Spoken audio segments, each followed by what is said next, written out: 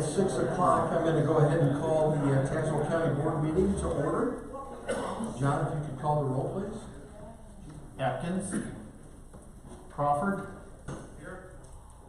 Depper. Mark Goddard. Here. Sam Goddard. Graff. Here. Hall. Here. Harris. Here. Hopkins. Here. Josting. Here. Longfellow. Here. Mennel. Here. Mingus. Here. Nelms. Here. Pageant. Frail. Rich Stimson. Schmidtall. Schneider. Here. Sin. Here. Stahl. Here. Chairman Zimmerman. You have a quorum. We have a quorum. If we could rise for the invocation and pledge.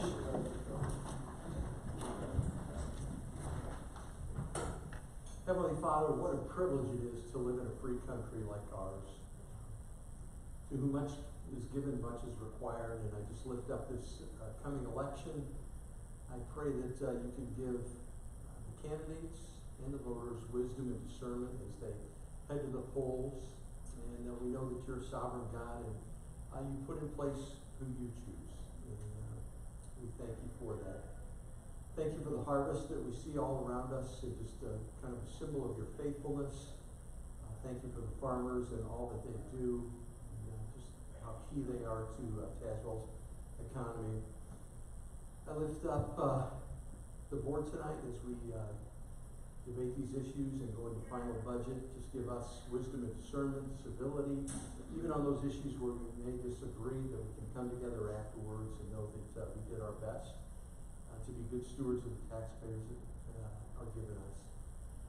Thanks for our employees, thank you for our first responders, and thank you for the citizens of Tazewell County. We just lift up health needs that board members and people in the county have. We know that you're the great physician, and I pray that they can feel your comfort and peace. And I pray for the peace of Israel too, Father, in that area of the world. Please bring peace, and we just trust that. Thank you for loving us, and we pray all these things in your name. Amen. Amen. I pledge allegiance to the flag of the United States of America and to the republic for which it stands, one nation, under God, indivisible, with liberty and justice for all.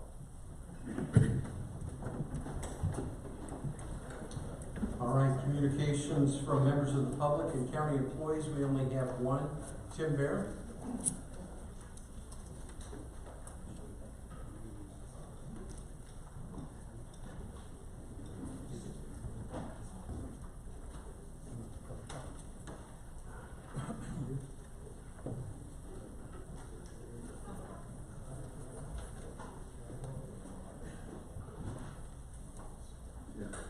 Just a few very brief comments tonight.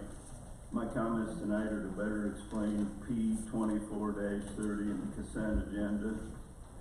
The issue here is there's currently a 138 kV power line running diagonally across the Getz farm, which borders on the Tazewell County farm. Ameren is planning to remove this 138 kV power line and build a 345 kV power line in its place. For ease of construction, Ameren prefers to build the new power line diagonally across the Getz farm. But we have requested that Ameren move the power line to the Tazewell County Getz farm property line, which will improve the safety and logistics of farm operations. Ameren requires a positive vote from Tazewell County to consider building the new power line on the property line, and my comments are to ask for a positive vote on this matter. Thank you. All right. Communications from elected and appointed county officials. Eric?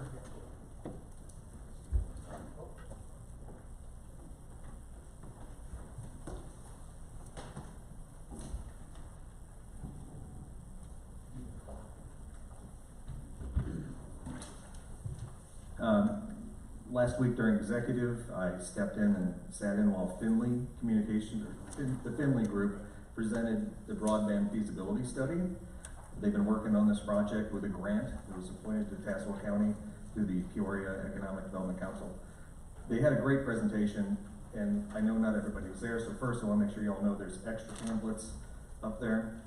There's not a lot of surprises in this. Southeast corner of Tazewell County, of course, struggles. Mackinac struggles through that area with cellular, so it's all in the charts and graphs. I would just have you guys look at that. And I did, just so people know, somebody came up to me and asked, what can we do with this information? We can help the vendors, we can help the contractors who want to have broadband out in the area. We can sign letters of recommendation, and we can try and help projects that maybe citizens have, so just keep our ears open. All right, thanks, Eric. Eric and Max have done a lot on broadband. There's a lot of money out there. It's just that things are just moving slow. John? Thank you. I just wanted to provide you with 3 very quick updates on the elections. One, I just want to put out the plea I put out every year to the public. When you go to the polls on election day, please take the time and show your appreciation and gratitude to the election judges.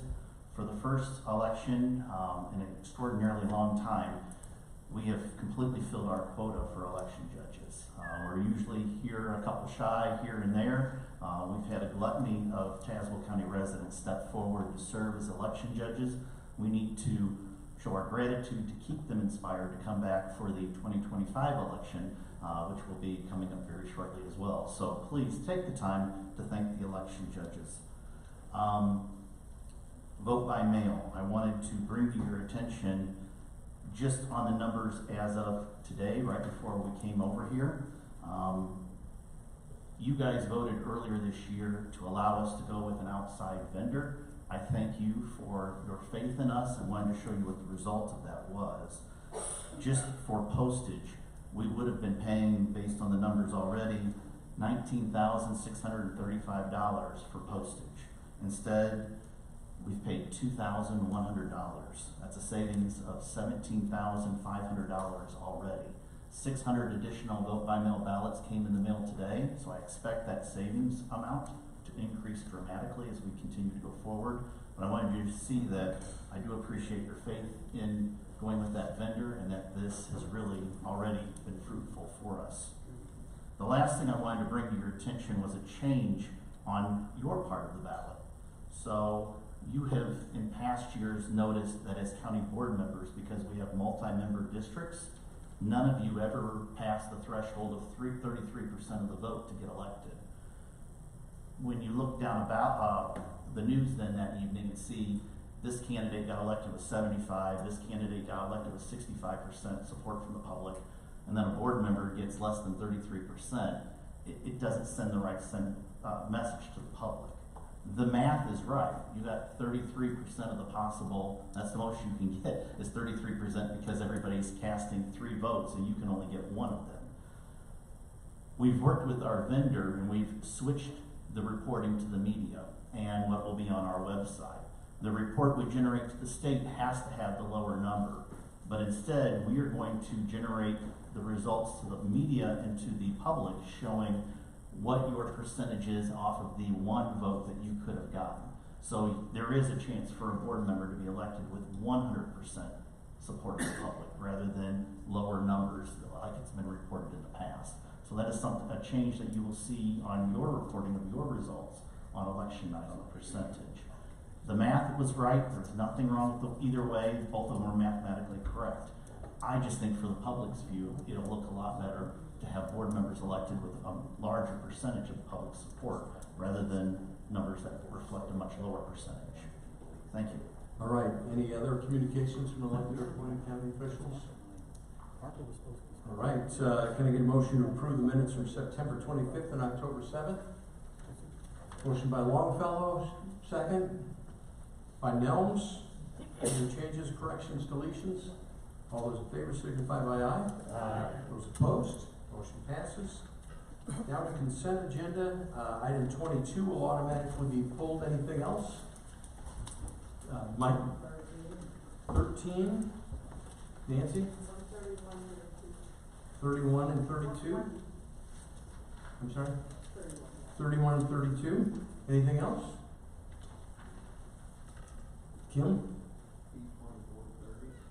P24. What's the number? Number 14. Okay. Anything else? Russ? I make a motion to, if there are no other additions to pull, then I make a motion to accept the consent agenda. Motion on the remainder. Can I get a second? Second by Hall. All those in favor signify by aye. Aye. Those opposed? Aye. So noted. Okay. Can I get a motion for the appointments 33 through 41? Motion by Crawford, second by Deppert. And, pardon? Yes. Okay. And I assume board members will just automatically abstain from there, so I don't want to go through each one individually, but board members, I'll just put you down as abstaining from your own vote. So, any questions on any of the appointments? All those in favor signify by aye. Aye. Those opposed? Appointments passed. Back to our consent agenda. Item 13. Can I get a motion to get this on the floor? Motion by Sin, second by Schneider. Mike, you pulled this? Yes, I did. In property, they made an amendment to the original MOU that was developed, and that amendment was to take the portion that Carl Clinic were gonna lease, and for some reason or something happened, it came available. The county, the amendment was for the county to take over that portion and determine what goes in there. I disagree with that. I think it's a health department building. Amy has offered up that they could ask, she'll provide the space if they need it. She's also concerned about what could go in there that wouldn't fit with the health department.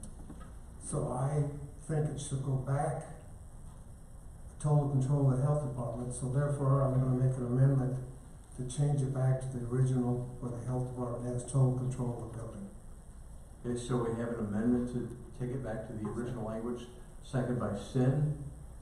Discussion. Mike, you want to talk? I would just highlight, so we're discussing in item 7, and it's the last sentence.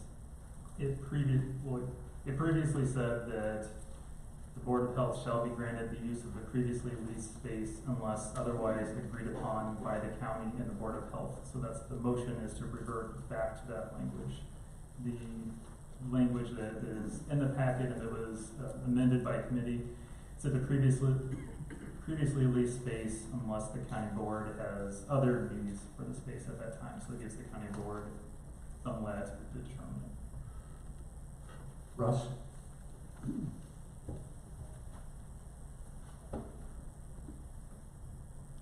Michael, they sound really close to me. Does staff have a preference for the way the resolution was listed originally before Mike's amendment? Mike's motion is to go back to how we had presented it to property committees. Property Chair Greg Longfellow, Amy Fox, one of her board members, and us had met and discussed some of the language, and previously is the understanding that this facility was primarily meant for the health department, so we came to the agreement to at least propose it as going back to the health department once the lease is expired. So that was what we originally discussed. It's what the amendment is currently. The property committee reverted to the language allowing the county board to determine if there are other needs once the lease is expired. We can choose if there's other needs for it. Last question. Chairman, do you have a dog in this hunt? You know, I don't have a dog in it, and I could go either way. I just think that if it's a county building, the county board should have first right of refusal on anything. But if the board sees differently, I think we're always gonna work well with the Board of Health and Amy's needs also. So I don't see it as a big issue. If I could just tell you what my view is. I love the health department. I think Amy's doing a great job. I just talked to her tonight. But Dave, you're exactly right about the county board needs to have the thumb on that. It's very unlikely that we would have a disagreement, but if we did, it should be clear that the board, sort of has the priority. So I'm going to oppose the amendment, and I'm going to support the original language. Thank you. Brandon?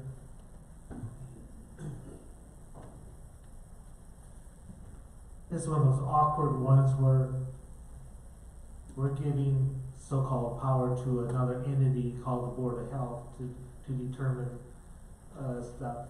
It's what we've been doing out of the Tremont building.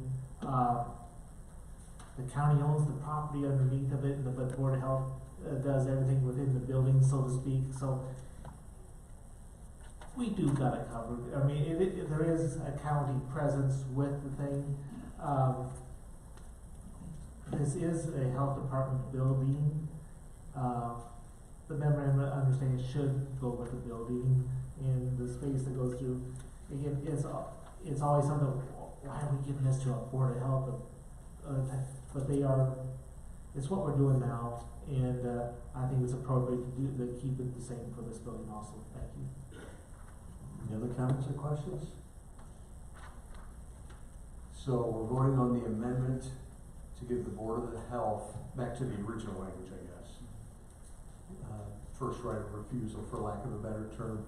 If you vote no, it goes back to the language that's in your packet, that the county board has the first say on that. So, any questions on that?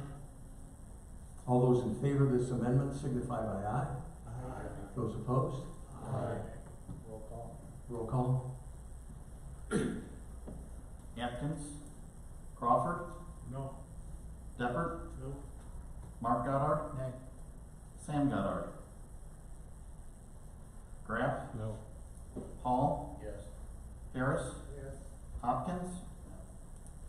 Josting? Yes. Longfellow? No. Mennel? No. Mingus? Nelms? No. Pageant? Frail? Rich Simpson? Schmidtall?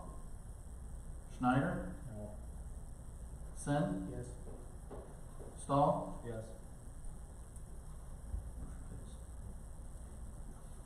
So the amendment fails. Back to the original motion. Any questions? All those in favor signify by aye. Aye. Those opposed, motion. So noted. Again, I don't foresee this ever being an issue, but I think Amy does a great job and her entire staff.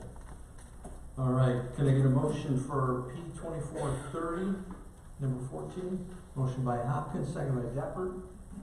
Kim, you brought this up? Yes, I believe, well, I know I've voted on this 3 times already. I think there was a little bit of confusion on the last time we voted.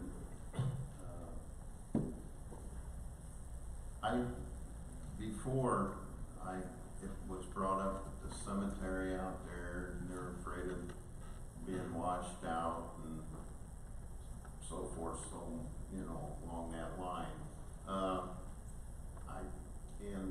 I guess I'd like a little clarification about, the safety and logistics and why they wanna put it on the property line.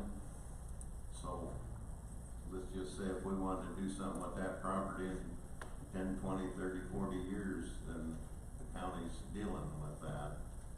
And I don't care for that. Any comments or questions? I mean, I think there's about a mile's worth of trees that are supposed to be taken out if it's They were moved. supposed to cut all them out. I think that had something to do with, the cemetery out there about pushing the graves up.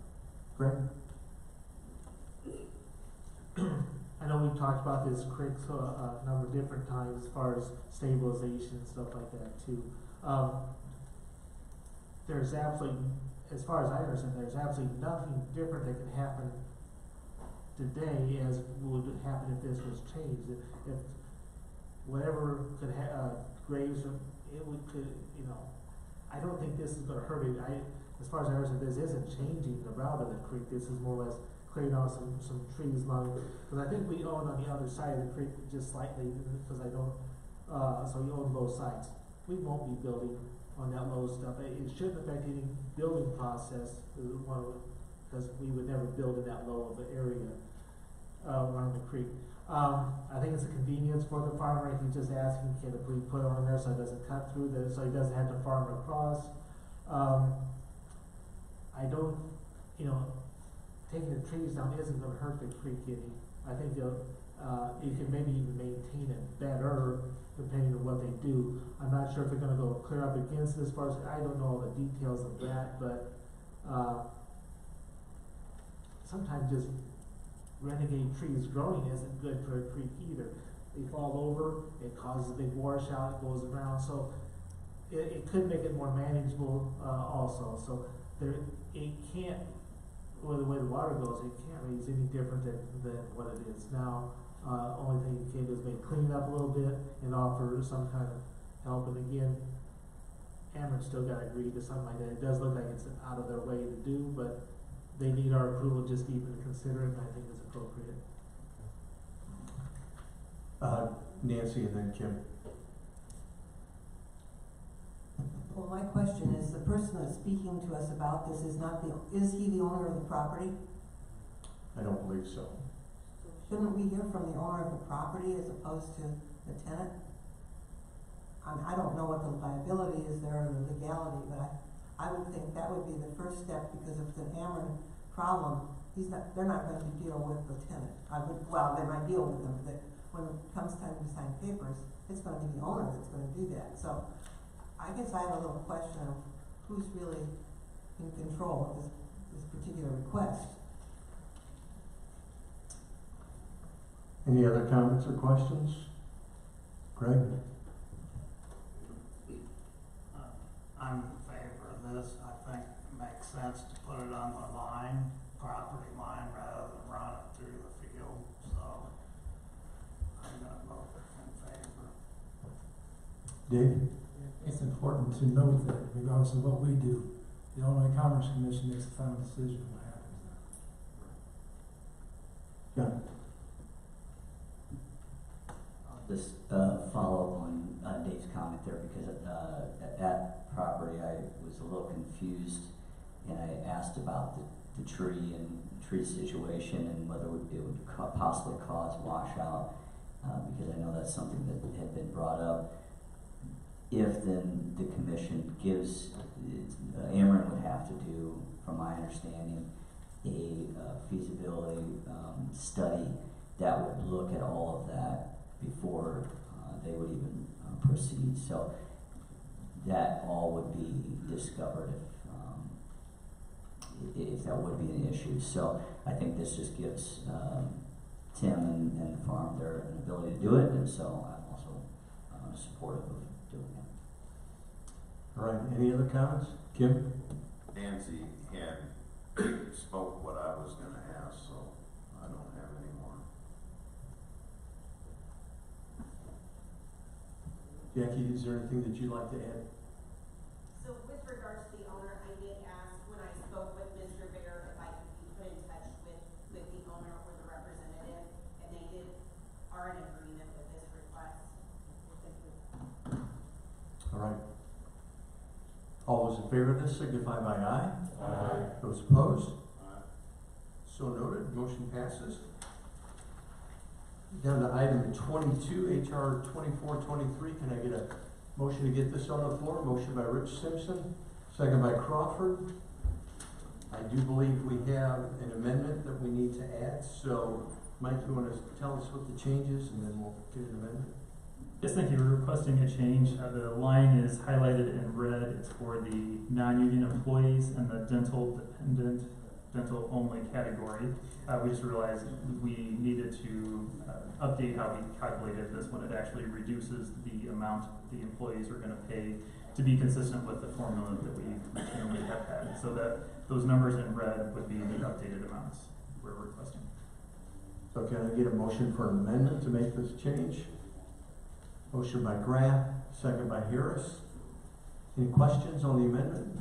All those in favor of the amendment signify by aye. Aye. Those opposed? Back to the resolution as amended. Any other questions? All those in favor signify by aye. Aye. Those opposed? Motion passes. Then down to item 3124-125, the decommissioning agreement. Can I get a motion to get this on the floor? Motion by Prail, second by Rich Simpson. Nancy, did you pull these? I did. Okay. Thank you, Mr. Chairman. I'm actually not opposed to the agreement. My only question has been nagging me for weeks, and I should have gone to Jackie, maybe, and I might have missed a discussion of that. If a farmer has a solar farm, as he would call it, or wind turbine operation, and the decommissioning occurs, and he is not happy with the results of that, Jackie, maybe you can clear it up. Who's liable for the expenses that come when that farmer says, I don't like the way this is working out? Where does this end? Does this go back to the state? Does this stay with us? We're the one leading the agreement here for the decommissioning, so that's my question. So I feel like there's maybe two different things here. You asked about when funding runs out. It is in the ordinance that was amended by the board this way that any financial needs post deconstruction, once those funds run out, do stay with the property owner. So that's one item. With regards to if they're not happy with the way that it's done, the decommissioning plan itself is a template that's modeled after the AMA agreement, and so that's a pretty standard template that is in place, but does give the farmer some ability to weigh in throughout the process if there's any questions or concerns. Any questions or clarification, Nate? So just for clarification, would you say that the county is not liable at any point after the agreement has been signed?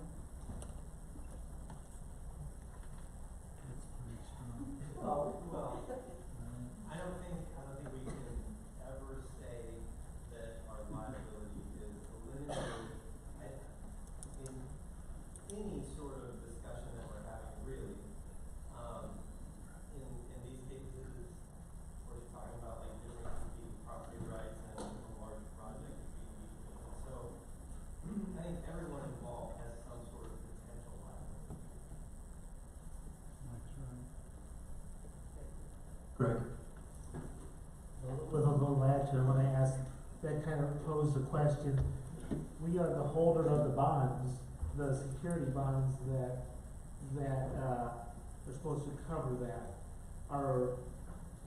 And we're supposed to have, what happens if that doesn't materialize, or something goes wrong with the bond? Are we liable for that part of that, is there some onus on us because we didn't manage the bonds, right? So the decommissioning agreements, it's really our best prediction of the future, right? You have an agreement that you try to have in place to prepare for any sort of eventual decommissioning, but it's a projection, right? It's a projection on cost, it's a projection on what might happen, what actually takes place during the process of the decommissioning, if there's accidents, anything can happen.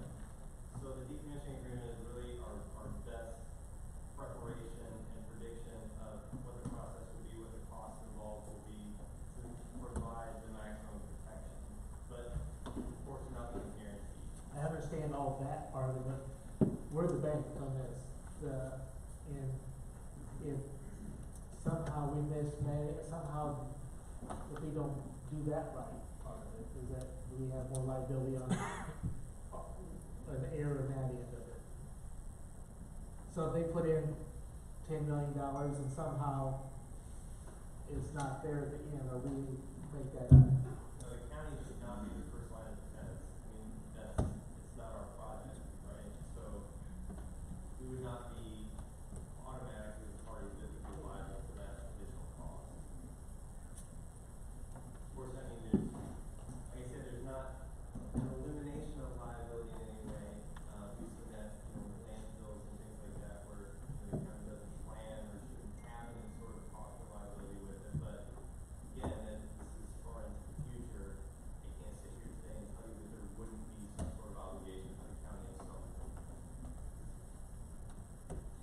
Russ? I agree with everything Mr. Holly has said, but I just throw this out that, you know, I and Greg and others on the land use committee spent a lot of time with language about decommissioning. And we tried to do the best we could with legal counsel from the state attorney's office to write that language to protect the Tazewell County, which is what we're supposed to do. I would hate for anybody to vote against a decommissioning plan because we might screw up, Tazewell County might screw up a decommissioning plan. That would be an oxymoron. If we really knew there was some deficiency in a decommissioning plan, we ought to fix the decommissioning plan rather than not support it. Thank you. All right, any other questions? Nancy said, I don't want to open a big can of worms tonight. Everybody comfortable with this? All those in favor signify by aye. Aye. Those opposed? So noted. A motion for E24-126, number 32. Get that on the floor. Motion by Crawford, second by Longfellow. Same question, Nancy, on this? Okay. Any other questions then? All those in favor signify by aye. Aye. Those opposed? Aye. So noted. Any unfinished business?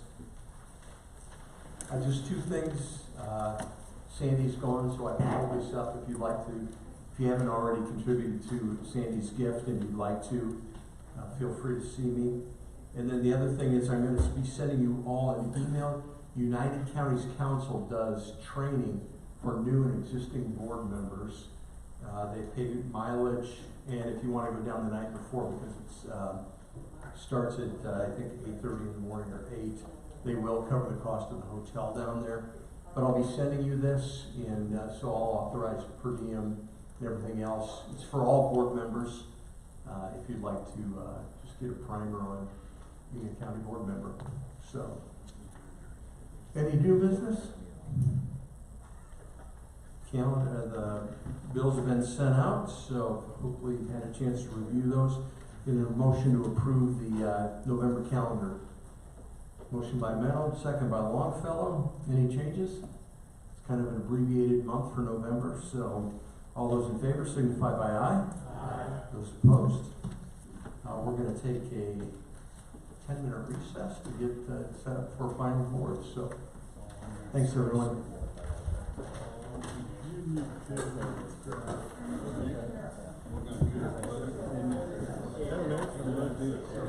to do